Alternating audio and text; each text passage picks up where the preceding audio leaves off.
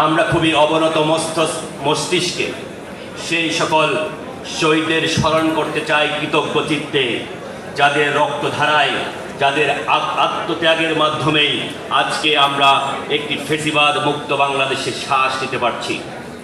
যতদিন পর্যন্ত এই বাংলাদেশ সময়ের বুকে শ্বাস নেবে, ততদিন পর্যন্ত এই শহীদেরা বাংলাদেশের প্রত্যেকটি মানুষের হৃদয়ে জল জল করে দীপ্যমান থাকবে। বন্ধুগণ, প্রিয় বন্ধুগণ, যারা এই বাংলাদেশে বিগত জুলাই আগস্টে ছাত্র জনতার গণ অভ্যুত্থানে যারা শহীদ হয়েছেন, তারা এই বাংলাদেশের পুরো জাতির শ্রেষ্ঠ অহংকার। বন্ধুগণ, তাদের মাধ্যমেই আমরা একটি ফ্যাসিবাদ মুক্ত বাংলাদেশ পেয়েছি। প্রিয় বন্ধুগণ, আমরা আমাদের সশ্রদ্ধ চিত্তে, কৃতজ্ঞ চিত্তে জুলাই আগস্ট ছাত্র জনতার অভ্যুত্থানে যারা শহীদ হয়েছেন তাদেরকে স্মরণ করছি। ঠিক তেমনিভাবে এই জুলাই আগস্টের গণ অভ্যুত্থান শুধু 36 দিনেই সংগঠিত হয়নি।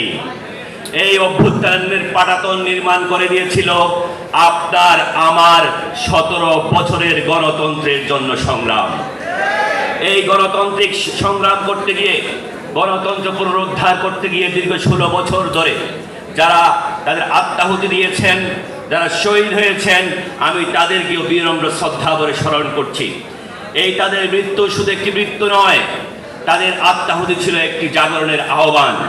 এই আহ্বান একটি গণতান্ত্রিক বাংলাদেশ বিনির্মাণের আহ্বান। এই আহ্বান বাংলাদেশের মানুষের ভোটাধিকার প্রতিষ্ঠা করার আহ্বান। বন্ধুগণ, প্রিয় বন্ধুগণ, আমরা আজকে যখন শহীদদের স্মরণে স্মরণ সভা করছি, এই স্মরণ সভার দিনে দাঁড়িয়ে আমরা যদি বিগত একটি বছর আমরা চিন্তা করে দেখি কি ঘটেছে, আমি মনে করছি বাংলাদেশের শহীদরা যে আকাঙ্ক্ষা নিয়ে জুলাই আগস্টের গণ অভ্যুত্থানে অংশগ্রহণ করেছিলেন, তাদের জীবন আত্মাহুতি দিয়েছিলেন, তাদের সেই আকাঙ্ক্ষা এখনো পুরোপুরি রূপে বাস্তবায়িত হয়নি।